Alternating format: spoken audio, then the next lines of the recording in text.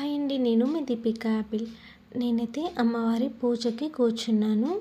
ఇంకా ఈ పూజ ఎలా జరిగింది ఏంటి అనేది అయితే మీకు ఈ వీడియోలో చూపిస్తాను. కానీ ఎక్కువగా అయితే ఇందులో అయ్యగారి మంత్రాలే నేను వినిపిస్తున్నాను, నా వాయిస్ ఇవ్వట్లేదు.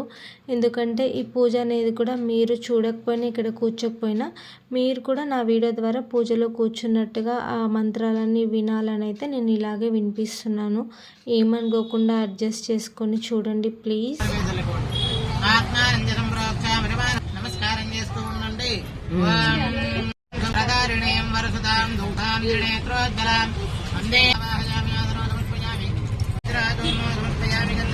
అలంకారణార్థం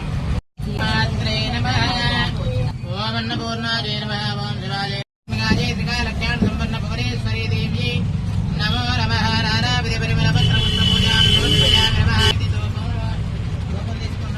పూజ అయితే అయిపోయింది. ఇప్పుడైతే అమ్మవారికి మేము అగరబత్తి చూపించాము. ఇప్పుడు అయ్యగారు అయితే ధూపం వేస్తున్నారు.